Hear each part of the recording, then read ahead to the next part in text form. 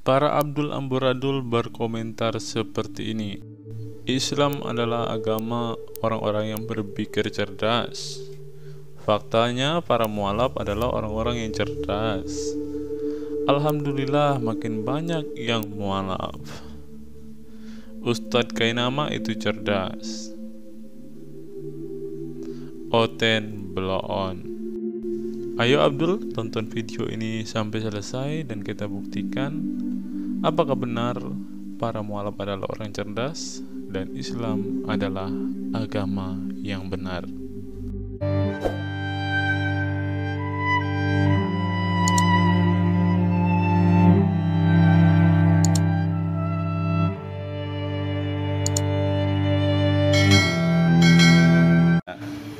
Islam itu teroris, radikal, anti toleransi, kemana-mana perang. Apabila sudah ada di dalam Al-Quran, itu kebenarannya datang dari Allah. Itulah kebenaran yang Allah pastikan, tetapkan. Nabinya doyan kawin, nabinya buta huruf.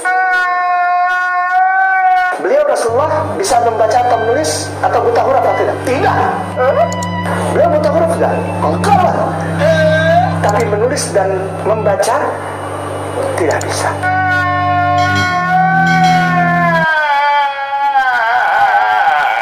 Cengeng banget sih gitu doang nangis. Nabinya doyan kawin. Udahlah bang, kita udahan aja lah bang. Kepalanya maaf ya, jangan marah. Nakal, nggak tahu ngomong gitu ya. Itu artinya. Shalom teman-teman semua, pada kesempatan ini kita akan kembali mereaction sebuah video atau membacakan sebuah berita tentang seorang mualaf yang kedapatan kualitasnya adalah kualitas abal-abal. Mualaf ini tidak berasal dari Indonesia, tetapi ia berasal dari Korea teman-teman. Mungkin teman-teman tidak asing dengan nama Daud Kim.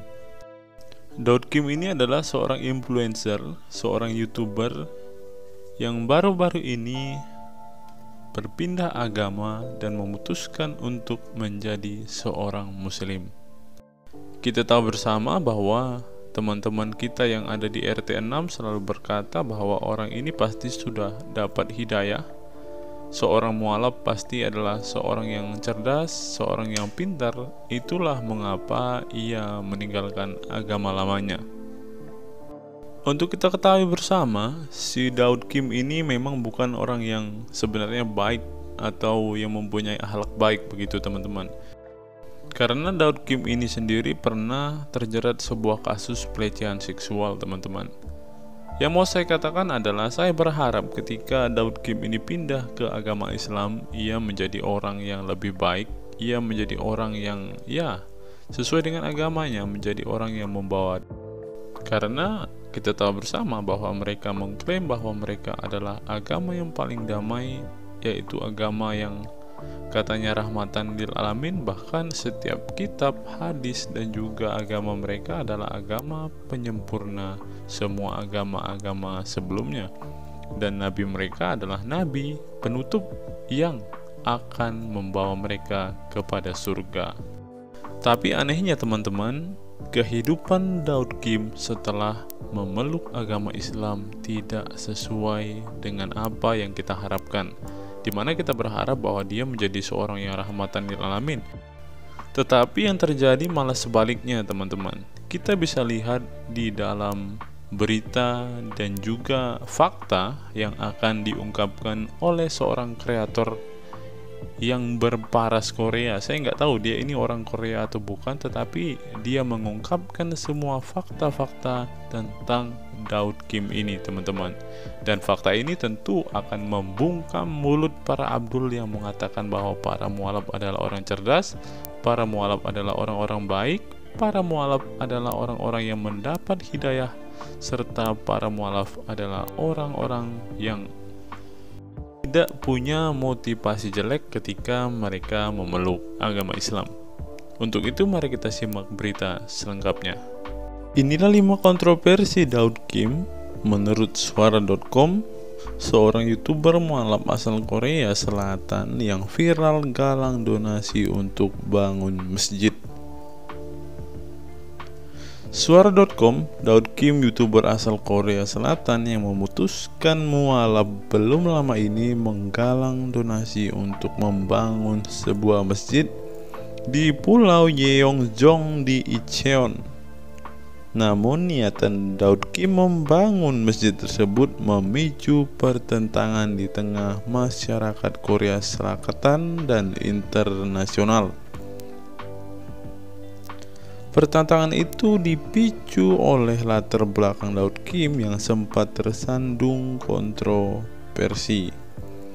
Dirangkum Suara.com, berikut daftar kontroversi Daud Kim yang membuatnya dikecam. Yang pertama, menelantarkan istri serta anak-anaknya. Sekitar 2 tahun lalu, perempuan bernama Mia menyatakan bahwa dirinya telah menikah secara resmi dengan Daud Kim. Tetapi proses perceraian berlangsung alot karena Daud Kim selalu mangkir dari persidangan.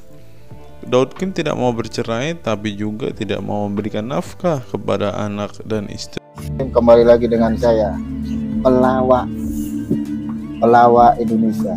Saya di sini ditemani sama Mas Ari. Kembali lagi dengan saya, pelawak Indonesia. Si Umar ini, Terus si Umar ini banyak bohongnya. Si Umar ini sok Yahudi. Si Umar ini Ternyata dia nggak bisa baca, nah kayak gitu-gitu kan. ya saya senyum aja, kenapa? Kan saya nggak merasa. Luar biasa gitu loh ya. Jadi apa ya, kalau saya ngelihat ini fakta loh. Luar biasa gitu loh ya. Jadi apa ya, kalau saya melihat ini fakta loh. Mari kita dengarkan fakta selengkapnya. Ternyata betul Daud Kim ini udah menikah dengan seorang perempuan bernama Mia. Ini kalau misalnya polo-polo cari di internet itu nggak muncul. Nama lengkapnya itu Mia Sharsenova Lee gitu.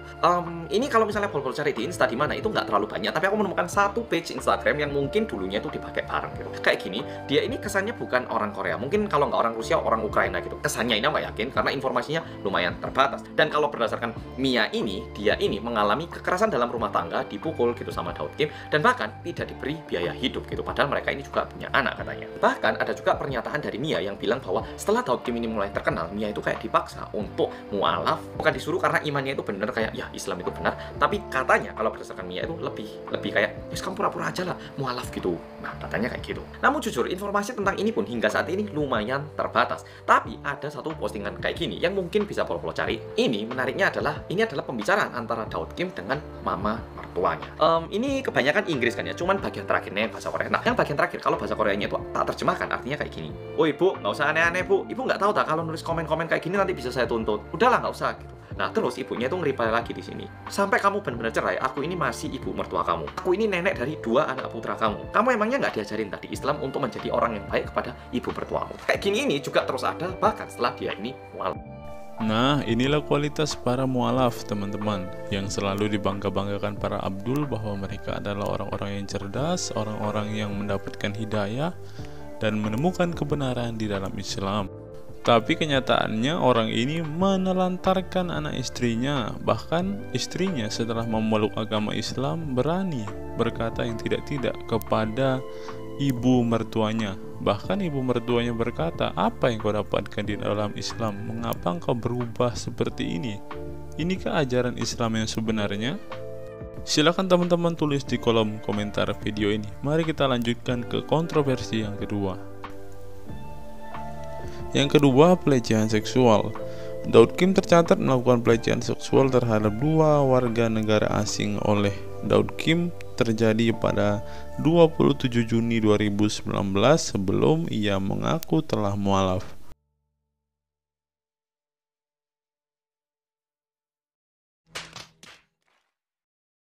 Ini kejadiannya itu terjadi pada tanggal 27 Juni tahun 2019. Dan berdasarkan info yang aku cari di internet, dia itu baru mualaf alias masuk Islam itu tanggal 25 September tahun 2019. Sehingga kejadian yang pertama ini terjadi sebelum dia masuk ke agama Islam. Oke, ceritanya kayak gini. Ada dua perempuan, dua-duanya orang asing. Mereka ini liburan ke Korea dan pergi ke salah satu klub yang ada di Hongdae. 분들은 홍대에 있는 바에서 처음 만났습니다. Kebetulan di klub itu ternyata ada Daud Kim sehingga mereka itu jadi saling kenal. 저희는 그곳에서 같이 마시고 또 이야기를 했습니다. Setelah kenalan, ini perempuan memberikan alamat tempat tinggal mereka ke Daud Kim. 분이 저에게 새벽 4시경 집 주소를 보냈고 Akhirnya Daud Kim ini pergi ke tempat tinggal mereka. Sesampainya di situ, ini cewek-cewek ngasih air minum katanya ke Daud Kim. Kayak, ini loh air, silakan diminum biar agak mendingan. Soalnya dua-duanya itu kondisinya lumayan mabuk. 피하면서 물을 줬습니다. Daud Kim ini katanya minum air itu. Setelah itu mereka ngobrol-ngobrol bentar di kamar. Dan gak lama setelah itu dia itu keluar dari kamar dan tiduran di sofa. Gak lama setelah itu dia itu tiba-tiba merasakan ada pukulan yang keras. Dan karena kaget dia itu terbangun dan terjatuh dari tangga. Dan setelah itu ada satu video yang beredar. Dan kalau menurut Daud Kim, video ini yang digunakan untuk menuduh dirinya bahwa dia itu berusaha melakukan pemerkosaan dan juga pelecehan. Nah, ini adalah kasus pertama. Jujur, kejadian pertama ini rame nggak cuma di Indonesia, bahkan di berbagai negara. Dan nantinya Daud Kim ini membuat video klarifikasi dan juga bilang maaf atas kejadian ini. Dan dia bilang kalau dia itu sangat mabuk sehingga tidak terlalu ingat dengan baik. Tapi sebenarnya dia itu sempat mengupload dua video, tapi dua-duanya sekarang udah di take down. Assalamualaikum, 다우드 Kim입니다. Dan video yang sisa adalah satu video yang bilang bahwa dia itu I am innocent alias aku nggak bersalah, dan di situ dia menjelaskan lagi kejadian ini. Tapi sebelumnya ini ada dua video lain yang sekarang udah nggak bisa ditonton lagi. Nah, setelah itu pada tanggal 25 September tahun 2019 barulah Daud Kim ini mualaf dan menjadi orang beragama Islam. Wa asyhadu anna Muhammadan Rasulullah. Ini berdasarkan satu postingan yang dia post di Instagramnya, oke? Jadi anggap aja ini tanggal dia masuk Islam ya. Tapi kalau misalnya kalau cari di internet, semua itu pada bilang dia itu convert ke agama Islam atau login ke Islam pada tahun 2019. Nah, masalahnya kalau misalnya mungkin dia setelah pindah agama terus benar-benar menyadari akan kesalahannya dan tidak ada lagi sebuah rumor-rumor yang aneh, mungkin tidak ada masalah. Ayo Abdul, ini fakta yang kedua Dul. Mari kita lanjut ke fakta yang ketiga. Tapi sebelum lanjut ke fakta yang ketiga ya Dul, kita harus tahu bahwa orang-orang yang telah pindah agama ke agama Islam tidak pernah merasa bersalah ketika mereka melakukan sesuatu yang bertentangan dengan agama, yang bertentangan dengan hukum, bahkan yang bertentangan dengan kitab suci. Saya punya satu asumsi teman-teman, bisa jadi si Kim Daud ini atau Daud Kim ini pindah agama masuk ke agama Islam untuk menutupi kebobrokannya ini teman-teman, dimana kan dia ketahuan melakukan sesuatu pelecehan seksual. Kemungkinan ya, ini asumsi saya, tujuannya adalah untuk menutupi semua kesalahan yang ia lakukan. Yang kedua, tujuannya mungkin adalah untuk menyatakan kepada publik, saya telah memeluk agama yang benar, saya sudah berpindah agama, dan saya ingin bertobat ketika memeluk agama ini. Kemungkinan seperti itu teman-teman. Tapi kita lihat, masih banyak kontroversi berikutnya yang ia lakukan. Yang ketiga, KDRT dan bermesraan dengan perempuan lain. Saat masih dalam proses perceraian dengan Mia pada tahun 2022, Daud Kim tertangkap basah tengah bermesraan dengan perempuan lain di klub malam di Turki. Berarti benar asumsi saya teman-teman, ketika dia pindah ke agama Islam sebenarnya ia ingin menutupi boroknya. Sebenarnya ia ingin menunjukkan bahwa ia telah bertobat, tetapi kenyataannya dia masih kedapatan melakukan hal-hal yang tidak baik. Mungkin dia sedang melakukan sunnah Nabi ya teman-teman, mana kita tahu kan, itu kan ajaran agamanya yang baru. Dia pernah mengadakan pesta alkohol di Hongdae setelah dia itu benar-benar cerai dengan istrinya.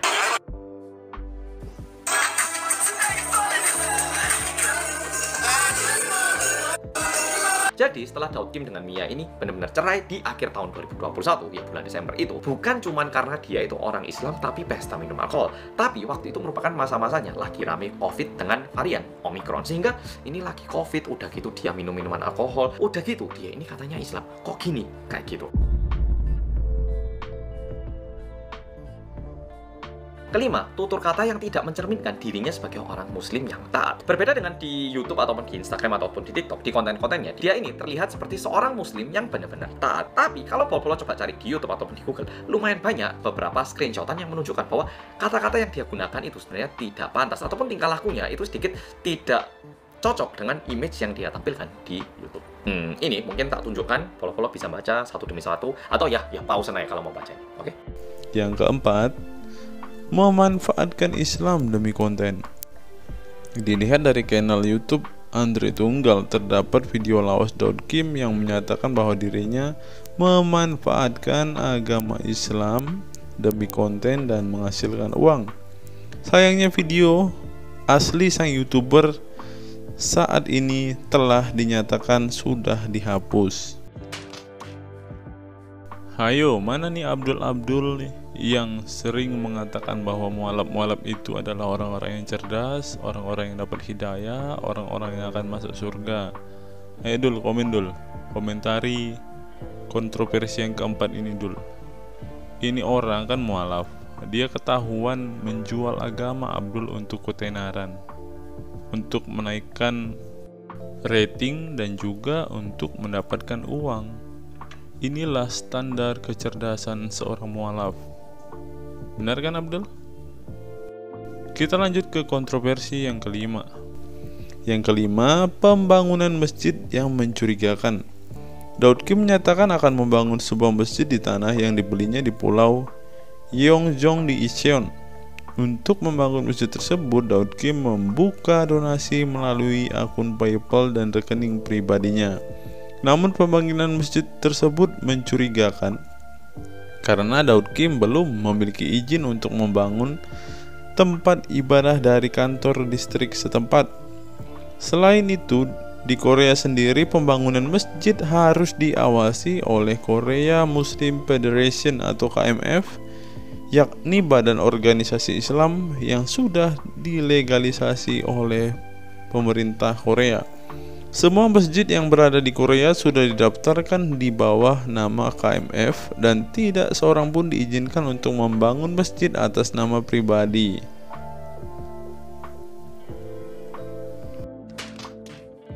Kejadiannya masih belum terlalu lama. Pada tanggal 13 April tahun 2024, dia itu ngepost satu video bilang bahwa dia ini akhirnya membeli sebuah tanah untuk membangun masjid seperti yang dia impikan. Dan untuk memperlancar proses ini, dia juga meminta bantuan dari para netizen, yaitu dengan cara meminta bantuan secara finansial. Nah, di situ dia juga menuliskan akun PayPal dan juga akun rekeningnya. Awalnya terkesan kayak cukup banyak orang-orang yang mendukung apa yang dilakukan oleh Daud Kim ini. Karena ya memang benar sih, kalau misalnya dilihat sebagai orang Islam, apalagi di Korea ini kan cukup minor ya agama Islam. Ada seorang Korea yang berusaha untuk memperkenalkan Islam lebih lagi. Tentunya cukup banyak orang-orang bakal mendukung ya toh. Tapi masalahnya tidak lama setelah itu orang-orang itu mulai bertanya, loh tapi bangun masjid itu emang segampang itu toh? Karena kita pikirkan aja di Indonesia, untuk membangun tempat ibadah ada yang namanya surat-surat, proses, ada juga peraturan yang harus ditaati ya toh. Nggak karena kayak aku pengen bangun gereja ataupun pengen bangun masjid, aku beli tanah ini gereja, kan ya nggak bisa kayak gitu ya toh. Sehingga cukup banyak orang-orang yang mempertanyakan, loh tapi emang bisa tak? Emang kamu udah nyiapkan semua surat-suratnya tak? Kayak gitu. Apalagi buat Pol-Pol yang lumayan tertarik dengan berita di Korea, mungkin Pol-Pol masih ingat dengan masjid yang sedang dibangun di Daegu. Di situ udah dilaksanakan, udah jalan pembangunannya pun ternyata terhambat hingga saat ini. Udah gitu, ternyata Daud Kim ini pernah melakukan penggalangan dana untuk pembangunan masjid di Daegu. Waktu itu diperkirakan dia itu udah mendapatkan dana sekitar 70.000 US dollar. Tapi pihak masjid yang di Daegu, mereka itu cuman pernah menerima uang sejumlah 2 juta won. Selesai, itu aja. Masjid in Korea, the first one is Daegu, almost like $50,000 for funding. He kind of sent 2 million Korean won. Kemana sisanya? Untuk ini katanya Daud Kim itu bakal membuat klarifikasi uangnya kayak kemana dan juga penggunaannya kayak apa katanya. Ditambah lagi ternyata ada satu pihak yang disebut sebagai KMF, yaitu Korean Muslim Foundation, itu bilang bahwa untuk pembangunan masjid di Korea itu harus melalui KMF ini katanya. Bahkan KMF juga ngepost kayak gini. Ya, silakan dibaca. Kalau mau dibaca di pause saja. Dan sebenarnya dokumen yang dia tunjukkan di Reels itu sebenarnya merupakan surat perjanjian kontrak, bukan surat bahwa dia itu udah benar-benar punya. Sehingga 1 minggu setelah itu, pada tanggal 20 April tahun 2024, pemilik tanah bilang bahwa dia itu pengen membatalkan penjualan tanahnya ini kepada Daud Kim. Karena kondisinya hingga saat itu cuman sebatas deposit yang dibayarkan. Masih belum balik nama, pembayaran juga belum lunas. Sehingga bisa dibilang apakah masih mungkin masjidnya ini dibangun sesuai apa yang dia janjikan, itu masih menjadi sebuah pertanyaan. Ditambah lagi, ukuran tanah yang awalnya mau dia beli itu ukurannya sekitar 66 meter persegi, dan ditambah lagi untuk membangun tempat ibadah itu ada syarat lebar jalannya itu harus 3 meter. Namun tempat yang dia beli ini tidak mencukupi persyaratan itu. Habis gitu, kebetulan dia itu pernah interview langsung dengan salah satu stasiun TV JTBC. Nah, di situ dia itu bilangnya kayak gini. Rencana saya di situ bikin tempat rekaman dan juga ada tempat doanya kecil.